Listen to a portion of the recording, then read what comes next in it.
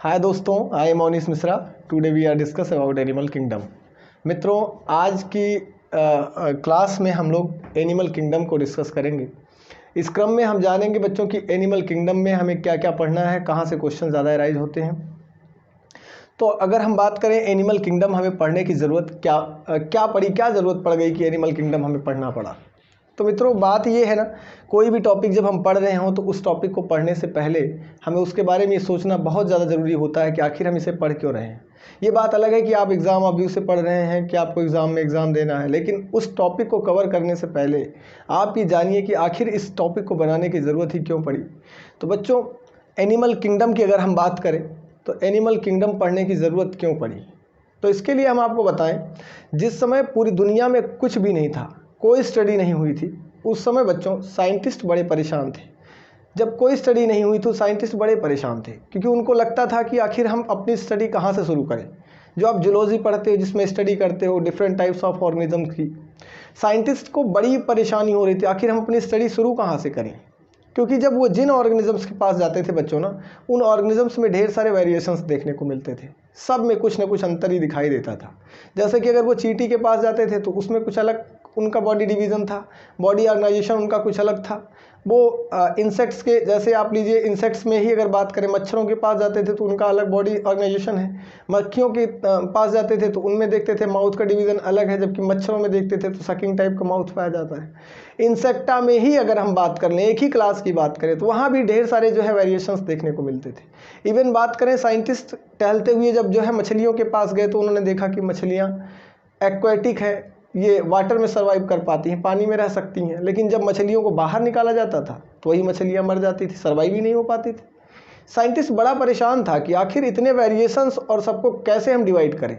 तो उस समय साइंटिस्ट ने सबको डिवीज़न के लिए अलग अलग कुछ तरीके सोचे। कुछ ऐसे ऑर्गेनिजम्स थे जो आपकी टेरेस्ट्रियल लैंड पर सर्वाइव कर पाते थे, जैसे हम लोग हैं। हम लोग को अगर पानी में एक्वेटिक प्लेस में डाल दिया, एक्वेटिक में या वाटर इन्वायरमेंट में डाल दिया जाए, तो हम लोग क्या सर्वाइव कर पाएंगे? बिल्कुल नहीं कर पाएंगे, कभी नहीं सर्वाइव कर पाएंगे, क्योंकि हमारे अंदर पानी के अंदर रह करके ऑक्सीजन इवॉल्व करने की कैपेसिटी ही नहीं है, हम ऑक्सीजन ले ही नहीं सकते हैं। तो इसका मतलब सीधा सा ये है कि हम सर्वाइव नहीं कर पाएंगे एक्वेटिक इन्वायरमेंट में। और फिर बात करें, ऐसे और भी ऑर्गेनिजम्स कुछ ऐसे हैं जो पानी में भी सर्वाइव कर पाते हैं और पानी के बाहर भी सर्वाइव कर पाते हैं, ऐसे भी ऑर्गेनिजम्स हैं बच्चों। जैसे कि आपकी बात करें मेढक, जो आपका एम्फीबियंस है, एम्फीबियंस पानी में भी सर्वाइव कर लेता है और पानी के बाहर भी सर्वाइव कर लेता है। तो हम कहें कि, या इवन हम बात करें तो जो आपके एम्फीबियंस है, मेढक है, वो मेढक आपका अगर मिट्टी के नीचे आप दबा देते हैं तो उसमें क्यूटेनियस रिस्पायरेशन देखने को मिलता है, वहाँ भी वो सर्वाइव कर पाता है। तो हम कह लें कि जीवों में बहुत सारे वेरिएशंस थे, साइंटिस्ट बड़े कंफ्यूज थे, क्या करें, कैसे करें, कैसे इनको हम डिवाइड करें। तो उस समय साइंटिस्ट ने एक तरीका खोजा था। बच्चों, जब भी हम पढ़ना चाहेंगे एनिमल किंगडम, उससे पहले हमें एक बात ये ज़रूर पढ़ना होगा, क्योंकि इसका रूट है बायोलॉजिकल क्लासिफिकेशन। बायोलॉजिकल क्लासिफिकेशन का किंगडम एनिमेलिया अगर आप जानेंगे तो फिर वहाँ से ही आप इसकी ओरिजिन वहीं से होती है। तो हम उससे पहले आपको बताएं कि जीवों में अलग अलग वेरिएशंस जब साइंटिस्ट ने देखा तो उनको अलग अलग क्लासेस में डिवाइड करना शुरू किया, अलग अलग ग्रुप में रखना शुरू किया। बहुत सारे साइंटिस्ट आए, सबने अपने अपने प्रयास किए। जैसे कि पहले सबसे अरस्तु साहब आए, उसके बाद आपके लीनियस साहब आए, कोपलैंड साहब आए, अलग अलग साइंटिस्ट आए। मैं किन की बात करूं, लेकिन मोस्ट एक्सेप्टेड जो थियरी थी, हम कहें 5 किंगडम क्लासिफिकेशन वाली, 5 किंगडम क्लासिफिकेशन की बात करें तो एक साइंटिस्ट आए थे बेटा, वो आपका थे क्या, R.H. व्हिटेकर इनका नाम है। क्या नाम है? R.H. व्हिटेकर। R.H. व्हिटेकर को कहें हम तो ये ब्रदर ऑफ अंडरटेकर कह लीजिए आप, है ना, ब्रदर ऑफ अंडरटेकर। नहीं, ब्रदर ऑफ अंडरटेकर से इनका कोई रिलेशन नहीं है। ये आपके बायोलॉजिस्ट हैं और इन्होंने बेटा एक सिस्टम दिया था अपना, सबसे पहला वाला सिस्टम, जिसे आप फाइव सिस्टम ऑफ क्लासिफिकेशन कहते हैं। Five kingdom classification, 5 kingdom classification. सबसे पहले अगर पूछा जाए कि 5 किंगडम क्लासिफिकेशन, या कह लीजिए कि डेवलपमेंट ऑर्गेनिजम्स को अलग अलग भागों में सफलतापूर्ण क्लासिफिकेशन वर्गीकरण किसने किया, तो आप कहेंगे कि सबसे ज़्यादा सफलतम क्लासिफिकेशन जो रहा वो 5 किंगडम क्लासिफिकेशन रहा, और इसको करने का श्रेय किन्हें जाता है? Sir R.H. व्हिटेकर साहब को जाता है। अगर बातें यहाँ तक क्लियर हुई तो इसमें इन्होंने किया क्या बच्चों, आखिर क्या स्पेशल किया? तो इन्होंने क्या किया कि जितने भी ऑर्गेनिजम्स थे, उन ऑर्गेनिजम्स को उनके मॉर्फोलॉजी के आधार पर, उनकी एनाटॉमी के आधार पर, उनके बॉडी स्ट्रक्चर के बेस पर सबको अलग अलग ग्रुप में रख दिया। जो जैसा दिखते थे उनको उसके साथ उठा के बैठा दिया। जैसे अगर हम बात करें बच्चों कि हम जा रहे हैं रास्ते में, तो हमको एक ग्रुप आप कह लीजिए कि एक भीड़ आती हुई दिखाई दे रही है। रास्ते में जो भीड़ आ रही है हमारे पास, हम कहें कि इन जो भीड़ आ रही है इनको क्लासीफाई कर दो अलग अलग तरीके से, तो उसमें आप क्या करेंगे? तो सीधी सी बात है भैया, जो एक शक्ल की जैसे दिखेंगे उनको आप कह देंगे कि एक ही फैमिली के मेंबर्स हैं। जो एक जैसे पहनावे में दिखेंगे आप कह सकते हैं कि भैया ये एक ग्रुप के मेंबर्स हैं, ठीक है ना। या एक जैसी बोली भाषा उनकी लैंग्वेज होगी तो कह देंगे एक क्लास के मेंबर है, मतलब एक ही ग्रुप के ही हैं। तो उनके सिमिलरिटीज़ के बेस पर ऑर्गेनिजम्स को एक ग्रुप में रख दिया गया। ये काम सबसे पहले करने का काम, सफलतम काम जो किया था वो आर.एच. व्हिटेकर साहब ने किया। इसमें इन्होंने क्या किया, पूरे लिविंग वर्ल्ड को 5 भागों में रखा बच्चों। एक को इन्होंने कहा मोनेरा, दूसरे को इन्होंने कहा प्रोटिस्टा, क्या कहा? प्रोटिस्टा। तीसरों को इन्होंने कहा फंजाई, फंजाई। और चौथे को इन्होंने कहा प्लांटी, प्लांटी। और पांचवें को इन्होंने कहा एनिमेलिया, एनिमेलिया। ध्यान देंगे, फर्स्ट को इन्होंने मोनेरा कहा। मोनेरा में इन्होंने किसको किसको रखा, क्यों रखा, ये जानना जरूरी है। फंजाई, प्लांटी और एनिमेलिया, बस इन्होंने इन्हीं 5 हाउसेस में बच्चों पूरे लिविंग वर्ल्ड को रख दिया, पूरे लिविंग वर्ल्ड को। आइए जानते हैं कि इन्होंने मोनेरा में किन्हें किन्हें रखा, किन किन को। पहले हाउस में इन्होंने बेटा सिंपल ऑर्गेनिजम्स को रखा, जो सो सिंपल थे, लिविंग कैरेक्टर उनमें थे लेकिन वो सो सिंपल थे। सेल वॉल वगैरह पाई जाती है, इसलिए हम कह लेंगे कि इनमें लिविंग कैरेक्टर तो थे लेकिन सो सिंपल थे। साइंस हमेशा बच्चों सिंपलिसिटी से आपकी कॉम्प्लेक्सिटी की तरफ बढ़ता है, सिंपल से कॉम्प्लेक्स की तरफ विज्ञान बढ़ता है। तो हम बात करें तो सबसे पहले बेटा मोनेरंस की अगर हम बात करते हैं तो इन मोनेरा में इन्होंने रखा सबसे सिंपलेस्ट ऑर्गेनिजम्स जो आपके हैं क्या, बैक्टीरियाज, बैक्टीरियाज को रखा। इस बैक्टीरिया में आपके आते थे कौन कौन, आपके जो है साइनोबैक्टीरिया, आप कह लीजिए साइनोबैक्टीरिया, साइनोबैक्टीरिया आपके। और इसी में इन्होंने रखा आपके यू बैक्टीरियाज को, यू बैक्टीरियाज को। इसी ग्रुप में इन्होंने रखा साइनोबैक्टीरिया, यू बैक्टीरिया के साथ साथ बच्चों ब्लू ग्रीन एल्गी जो आपकी साइनोफाइसियन मेंबर्स हैं, इन सबको उन्होंने एक जैसी सेल वॉल पाई जाती थी चूँकि इनकी सेल वॉल के बेस पर कह लें ना, और मोड ऑफ न्यूट्रिशन वगैरह हेटरोट्रॉपिक मोड ऑफ न्यूट्रिशन पाया जाता था। इन सब के बेसिस पर हम कह लें बहुत सारे डिफरेंसेस हैं, हम उन सब पे चर्चा करेंगे डिटेल स्टडी जब करेंगे। तो हमको अभी यहाँ जानते रहना है कि मोनेरा में इन्होंने केवल और केवल प्रोकैरियोटिक ऑर्गेनिजम्स को रखा, जिनके न्यूक्लियस के ऊपर कोई न्यूक्लियर मेम्ब्रेन नहीं पाई जाती थी बच्चों, उन सबको उठा करके मोनेरा में रख दिया आर.एच. व्हिटेकर साहब ने। बात करें प्रोटिस्टा की, तो प्रोटिस्टा में इन्होंने किसको रखा, तो बच्चों जानते रहना है प्रोटिस्टा में इन्होंने जितने भी यूनिसेलुलर लिविंग ऑर्गेनिजम्स थे, क्या, जितने भी यूनिसेलुलर थे, यूनिसेलुलर मतलब जिनमें सिंगल सेल्स पाई जाती थी लिविंग ऑर्गेनिजम्स थे, उन सबको उठा करके इन्होंने प्रोटिस्टा में रखा।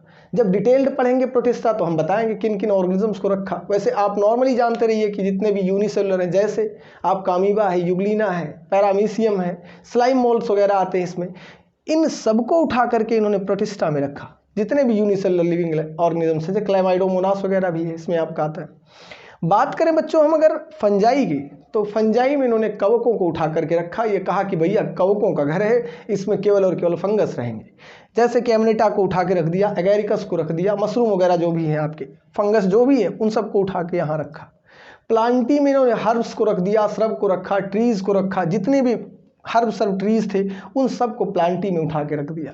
बात बची एनिमेलिया की, जो एनिमल किंगडम आज हम पढ़ना स्टार्ट करेंगे बच्चों। इस एनिमल किंगडम की शुरुआत यहीं से होती है, आइए जानेंगे यहीं से होती है। बच्चों ध्यान देंगे, एनिमेलिया किंगडम में इन्होंने किन्हें किन्हें रखा, तो एनिमल किंगडम में पूरे लिविंग वर्ल्ड को उठा के रख दिया। समस्या अब भी खत्म नहीं हुई, क्योंकि देखिए लिविंग ऑर्गेनिज्म के वेरिएशन को दूर करना, उनको अलग अलग ग्रुप में रखना, उसी के लिए तो निकले थे साइंटिस्ट, लेकिन अभी भी समस्या बनी ही कुछ न कुछ रह गई। जैसे कि अगर हम बात करें एनिमल किंगडम पढ़ने चल रहे हैं तो एनिमेलिया किंगडम की ही बात करें, तो हम बात करेंगे एनिमेलिया किंगडम की। तो बेटा जब ये एनिमल का क्लासिफिकेशन या एनिमेलिया किंगडम एक अलग सा किंगडम भी बना दिया तो भी साइंटिस्ट बड़ा परेशान था, क्योंकि उसमें इसे कई टाइप्स ऑफ वेरिएशन अभी भी देखने को मिलते थे। कुछ ऑर्गेनिजम्स ऐसे थे जो मल्टी सेलुलर थे, कुछ ऑर्गेनिजम्स ऐसे थे जिनमें tissue level of body organisation देखने को मिलता था, कुछ ऐसे ऑर्गेनिजम्स थे जहाँ पर ऑर्गन दिखाई देते थे, कुछ ऐसे ऑर्गेनिजम्स थे जहाँ पर organ system level of organisation देखने को मिलता था। कहीं पर ब्लड वेस्कुलर सिस्टम क्लोज था तो कहीं पर ओपन टाइप का था, कहीं पर सर्कुलेटरी सिस्टम कंप्लीट था, जहाँ पे आप जानते circulatory system digestive system complete था तो कहीं पर डाइजेस्टिव सिस्टम आपका इनकम्प्लीट दिखता था। कह लें कि सब जगह पर सारी वेरिएशंस को अभी भी ये मैच नहीं कर पा रहे थे, तो वेरिएशंस अभी भी बहुत सारी थी। इसलिए अब बात करेंगे हम, इसीलिए एनिमल किंगडम को भी अलग अलग भागों में बांटना पड़ा, या एनिमेलिया को भी अलग अलग भागों में बांटना पड़ा। आइए जानेंगे कि किन किन भागों में एनिमेलिया को बांटना पड़ा, और फिर वहीं से जन्म होता है आपका एनिमल किंगडम का। एनिमेलिया से ही आपका जन्म होता है एनिमल किंगडम का। बच्चों, सबसे पहली बात ये जानना जरूरी है कि जब हम एनिमल किंगडम पढ़ रहे होंगे, पूरे लिविंग ऑर्गेनिज्म को जब हम पढ़ना स्टार्ट करेंगे, तो सबसे जो आप कह लीजिए कि एक लार्ज नंबर ऑफ स्केल पर डिवीज़न है, वो 2 पार्ट में हुआ है on the basis of notochord. आपकी बॉडी में जो वर्टिब्रल कॉलम है, रीढ़ से लेकर के आपकी खोपड़ी तक, रीढ़ की हड्डी जो है कमर से लेकर के खोपड़ी तक की जो हड्डी है आपको जोड़ कर रखती है, हॉलो होती है, खोखली होती है, सेगमेंटेड होती है। इसी के बेस पर ऑर्गेनिजम्स को सबसे पहले 2 लार्ज ग्रुप में बांट दिया। एक ग्रुप का नाम रखा बच्चों इन्होंने, एक का नाम रखा नॉन कार्डेट्स। क्या रखा बच्चों? एक को इन्होंने कहा कि नॉन कार्डेट्स, और दूसरे को इन्होंने कहा, दूसरे जो थे उनको कह दिया सीधा सीधा कार्डेट्स। क्या कह दिया? कार्डेट्स। हमें समझना ये है बच्चों, नॉन कार्डेट्स कौन थे, कार्डेट्स कौन थे। मैंने बताया on the basis of notochord. ये डिवीजन जो हुआ था बच्चों, ये नोटोकार्ड के बेसिस पर हुआ था, नोटोकार्ड के बेस पर हुआ था। यदि हम बात करें नोटोकार्ड नॉन कार्डेट्स की, तो ऐसे एनिमल्स, लिविंग वर्ल्ड के एनिमेलिया किंगडम के ऐसे एनिमल्स जिनमें नहीं पाई जाती थी कोई भी नोटोकार्ड, कह लें कि रीढ़ की हड्डी डेवलप्ड नहीं थी, जिनमें नोटोकार्ड नहीं पाई जाती थी डॉर्सल सरफेस पर, तो हम कह लें कि जहाँ पर नहीं पाई जाती थी उन सभी को इन्होंने क्या कह दिया? नॉन कार्डेट। और जहाँ पर पाई जाती थी उनको इन्होंने कार्डेट कह दिया। तो नॉन मीन्स नहीं और कार्डेट मीन्स कार्ड। जहाँ पर कार्ड नहीं पाई गई उनको इन्होंने नॉन कार्डेट्स कह दिया, जहाँ पर पाई गई उसे कार्डेट कह दिया। हमें लगता है कि कार्डेट और नॉन कार्डेट से अब आप कन्फ्यूज नहीं होंगे। मामला अभी भी पूरा नहीं हुआ था, समस्या आज भी बनी हुई थी, क्योंकि कार्डेट और नॉन कार्डेट को अलग करने से भी जब नॉन कार्डेट को देखा गया या कार्डेट को ही देखा गया तो भी इनमें बहुत सारे डिफरेंसेस दिखाई देते थे, तो भी इनमें ढेर सारे वेरिएशंस दिखाई देते थे। अब साइंटिस्ट को और परेशानी थी कि आखिर यार क्या करें, हम कैसे करें कि अभी भी वेरिएशन ख़त्म ही नहीं होता है। तो साइंटिस्ट ने एक नया तरीका अपनाया, कहा कि ठीक है, हम इनको भी डिवीज़न करेंगे, इनमें भी डिवीज़न करेंगे और इनमें भी अलग अलग टाइप्स देखेंगे कि क्या क्राइटेरिया है जो इनको डिफरेंस रखता है, या क्या क्राइटेरिया है इनके वेरिएशंस का जिसके कारण ये एक दूसरे से भिन्न दिखते हैं। तो उन्होंने कुछ क्राइटेरिया निर्धारित किया। जैसे कि अगर हम बात करें बच्चों, तो सबसे पहले इन्होंने लेवल ऑफ बॉडी ऑर्गेनाइजेशन का क्राइटेरिया रखा। लेवल ऑफ बॉडी ऑर्गेनाइजेशन पहला क्राइटेरिया इन्होंने इसका रखा। हम बात करते हैं लेवल ऑफ बॉडी ऑर्गेनाइजेशन। दूसरी बात करें तो साइंटिस्ट ने दूसरा क्राइटेरिया रखा जर्म लेयर्स का। किसका रखा? जर्म लेयर्स का। तीसरी बात करें तो इन्होंने रखा एक क्राइटेरिया जिसे आप कहते हैं सिमेट्री का। चौथी बात करें तो इनमें जो है वो एक आप कह लीजिए कि सीलोमिक कैविटी। और इसके बाद भी आपके बहुत सारे क्राइटेरियाज थे, जैसे कि रिप्रोडक्शन कैसा था ऑर्गेनिजम्स में, जैसे कि डाइजेशन कंप्लीट था कि इनकम्प्लीट था, डाइजेशन कैसा था, और भी फीचर्स थे, मैं उन पे चर्चा करूंगा। लेकिन ये सब जो क्राइटेरियाज थे, ये सब क्राइटेरियाज क्या थे? वेरिएशंस को पहचानने की, कि आखिर कौन कौन से क्राइटेरिया ऐसे हैं जिनसे अभी भी, जिनके कारण ऑर्गेनिजम्स में डिफरेंसेस देखने को मिल रहे हैं, ऑर्गेनिज्म के बॉडी स्ट्रक्चर को अलग अलग तरीके से डिफरेंसेस देखने को उनमें भी मिल रहे हैं। तो आइए हम जानेंगे सबसे पहले नॉन कार्डेट्स को इन क्राइटेरियाज के बेसिस पर कितने भागों में बांटा गया। तो अब बात करें तो इनको टोटल 11 फाइलम में बांटा गया। जितने पार्ट में बांटा गया उस पार्ट को हम फाइलम कहते हैं। क्या कहते हैं? फाइलम कहते हैं।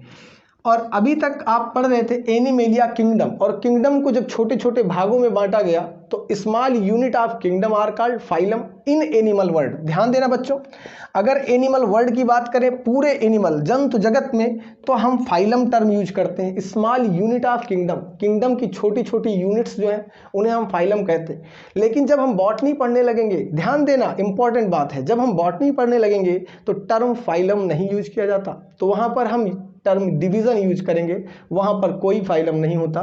तो हम जानेंगे स्मॉल यूनिट ऑफ बॉटनी, या आप कह लेंगे जब बॉटनी आप पढ़ेंगे तो वहाँ पर आप नहीं यूज करेंगे टर्म फाइलम। ध्यान देंगे, इस पर हम चर्चा बाद में करते हैं जब हमारा टॉपिक आएगा। तो किन किन फाइलम्स में नॉन कार्डेट्स को डिवाइड किया गया? तो बच्चों टोटल अगर हम बात करें तो 11 फाइलम थे। कितने फाइलम हैं? 11 फाइलम थे। 11 फाइलम में नॉन कार्डेट का डिवीज़न हुआ है। पहला फाइलम जो था इसको हम कहते हैं पोरीफेरा। पोरीफेरा, पोरीफेरा क्यों कहते हैं बच्चों? इसलिए कि ये पोर बियरर्स हैं, इनमें पोर पाए जाते हैं, छोटे छोटे पोर, जिन्हें हम ऑस्टिया कहते हैं। डिटेल स्टडी करेंगे तो हम चर्चा उस पर कर लेंगे। अगला आपका है बेटा सीलेंट्रेटा। सीलेंट्रेटा, इसी को दूसरे नाम से आप नाइडेरिया कहते हो, नाइडेरिया कहते हो। सीलेंट्रेटा, OR नाइडेरिया, OR लगा देता हूँ, नाइडेरिया। इसके बाद बेटा आपका तीसरा फाइलम था जिसे आप कहते हो टीनोफोरा। Ctenophora, Ctenophora. नेक्स्ट बेटा आपका है टीनोफोरा के बाद प्लेटीहेल्मिन्थ्स। प्लेटीहेल्मिन्थ्स, जिन्हें आप फ्लैट वर्म भी कहते हो। प्लेटीहेल्मिन्थ्स, जिन्हें आप फ्लैट वर्म के नाम से जानते हो। इसके बाद प्लेटीहेल्मिन्थ के बाद एक आपका डेवलप्ड फाइलम है, जहाँ पर आप देखेंगे अलग अलग develop form, organ system level of body organisation देखने को मिलता है। डेवलप्ड फॉर्म स्कैरिस वगैरह इसका एग्जांपल है। एस हेल्मिन्थ, एस हेल्मिन्थ, बहुत सारे लोग इसको एस के हेल्मिन्थ भी कहते हैं। प्रोनाउंसिएशन अपने अपने अलग अलग हो सकते हैं, इसमें कोई बहुत बड़ी बात नहीं है। एस हेल्मिन्थ या एस के हेल्मिन्थ, जो भी आपको कहना वो कह लीजिए। एस हेल्मिन्थ के बाद का आपका डेवलप्ड फाइलम आता है बच्चों एनिलिडा। क्या आता है? एनिलिडा। एनिलिडा, जिसमें आप अर्थवर्म पढ़ोगे, जिसमें आप हिरुडिनेरिया जोंक पढ़ोगे, जिसमें आप नेरिस पढ़ोगे। सब अलग अलग फीचर्स हैं, डिटेल्ड पढ़ेंगे हम लोग, बताएंगे आपको क्या क्या इसमें फीचर्स हैं इसके अपने। फिर बेटा इसके बाद का फाइलम है, डेवलप्ड फाइलम है आपका आर्थ्रोपोडा। आर्थ्रोपोडा, आर्थ्रोपोडा, जिसमें जॉइंट अपेंडेजेस के बारे में देखोगे। 3 पेयर लेग्स, 2 पेयर विंग्स पाए जाएंगे। ये सारी चीज़ें हम यहाँ पढ़ेंगे। और इनकी बॉडी एक्सोस्केलेटन की बनी होती है, जो इन्हें प्रोटेक्शन प्रोवाइड करती है। हार्डेस्ट सब्सटेंस होता है काइटिन। ये सब भी पढ़ेंगे। इसके बाद बेटा आप पढ़ोगे मोलस्का। मोलस्का में जिसमें आपने सीपिया, यूनियो वगैरह वगैरह पढ़ना है, ये सारी चीज़ें पढ़ेंगे। मोलस्का के बाद आपका नेक्स्ट फाइलम है बेटा इकाइनोडर्मेटा। क्या है? इकाइनोडर्मेटा। इकाइनोडर्मेटा। इसके बाद आपको पढ़ना है इकाइनोडर्मेटा के बाद हेमिकार्डेटा। क्या पढ़ना है? हेमिकार्डेटा।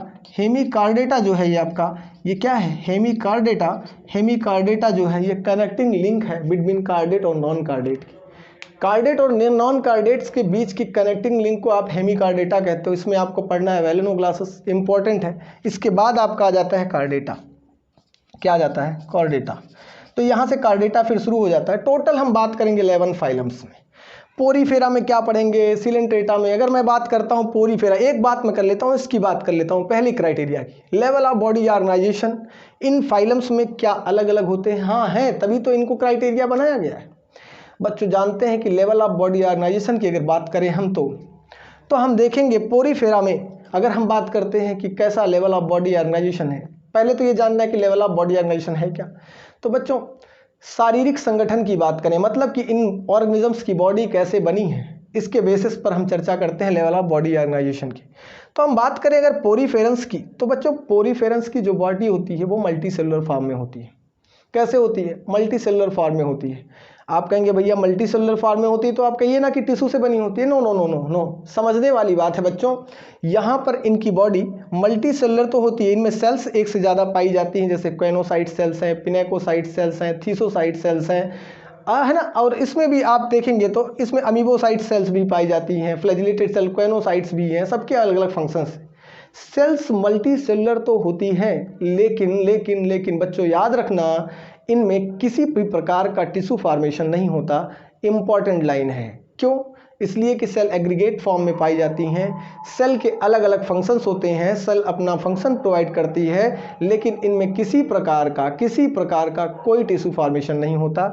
जबकि बात करें हम सिलेंट्रेटा और टिनोफोरा की बच्चों, तो सिलेंट्रेटा और टिनोफोरा में आप दोनों में देखेंगे, दोनों सगे भाई हैं कह लीजिए, इन दोनों में आप देखेंगे तो दोनों में टिश्यू फॉर्मेट होता है। हम कह लें कि इन दोनों में आपको tissue level of body organisation देखने को मिलेगा। इनमें इनकी बॉडी ढेर सारी सेल्स मिलकर के टिश्यू का फॉर्मेशन करती हैं, ये इंपॉर्टेंट बात है। इस बात करें प्लैटीहेल्मिन्थ की बच्चों, तो प्लैटीहेल्मिन्थ में आप देखते हैं तो नॉर्मली प्लैटीहेल्मिन्थ में आपको organ system level of organization, केवल organ not organ system, organ level of organisation देखने को मिलता है। आगे बात करेंगे एसेल्मिन्थ, तो यहाँ से लेकर के बच्चों यहाँ तक आपको, यहाँ से लेकर के एसेल्मिन टू कॉर्डेट्स, कहाँ से लेकर के एसेल्मिन टू कॉर्डेट, मतलब आपको एसेल्मिन से कॉर्डेटा तक आपको देखेंगे तो केवल और केवल organ system level of body organisation देखने को मिलेगा। यहाँ पर आप देखेंगे तो जो फाइलम्स हैं वो डेवलप्ड फॉर्म में पाए जाते हैं, उनमें organ system level of body organisation देखने को मिलता है। बात करें आप जर्म लेयर्स की, तो कहाँ पर डेवलप एम्ब्रियोनिक टाइम पर, डेवलपमेंट के टाइम पर कहाँ पर एक्टोडर्म है, मीजोडर्म है, इंडोडर्म है, या कहाँ पर मीजोडर्म नहीं डेवलप हो पाई है, उसके प्लेसेस पर मीजोग्लिया का फॉर्मेशन हुआ है, ये सारी भी चीज़ें हम पढ़ेंगे। सिमेट्री भी हम डिटेल्ड पढ़ेंगे, कहाँ पर रेडियल है, कहाँ पर बाइलेटरल सिमेट्री है, कहाँ पर एसिमेट्रिक ऑर्गेनिजम्स हैं कौन कौन से। इसके बाद सीलोमिक कैविटी, कहाँ पर कैविटी प्रेजेंट है, कैविटी कहेंगे बेटा जो फ्लूइड भरा होता है ना बॉडी में, स्पेस है बिटवीन गट वाल और बॉडी वाल के बीच का जो स्पेस है उसमें जो कैविटी पाई जाएगी उसी को हम कैविटी, सीलोमिक कैविटी के नाम से जानते हैं। तो बात करेंगे कहाँ पर प्रेजेंट होती है, कहाँ नहीं होती है, ये सब चीज़ें देखेंगे। रिप्रोडक्शन कहाँ किस टाइप का है, किस टाइप का नहीं, ये सेक्सुअल है, हर्माफ्रोडाइट है, मोनोसियस है, डायोसियस है, कैसे हैं जानेंगे। इसके बाद हम बात करें बच्चों डाइजेशन की, तो डाइजेशन भी इनमें देखने को मिलेगा, एक्स्ट्रा सेलुलर है, इंट्रा सेलुलर है, या कंप्लीट है, इनकम्प्लीट है, एलिमेंट्री कैनाल कंप्लीट है कि नहीं है, सारी चीज़ों को हम डिटेल्ड में पढ़ेंगे। आज एक इंट्रोडक्टरी पॉइंट था आपका नॉन कार्डेट्स का, तो नॉन कार्डेट्स में हम कल पहला फाइलम स्टार्ट करेंगे बच्चों, ये आपका पोरीफेरा। और इस फाइलम से स्टार्ट करने से पहले मैं आपको लेवल ऑफ ऑर्गेनाइजेशन या criteria of division of organism, जो ऑर्गेनिज्म का डिवीजन का क्राइटेरिया है, इस पर कल हम चर्चा करेंगे। आज के लिए इतना ही। ऑल द बेस्ट, पढ़ते रहिए, खुश रहिए, मस्त रहिए, फिर मिलेंगे। जय हिंद, जय बायोलॉजी।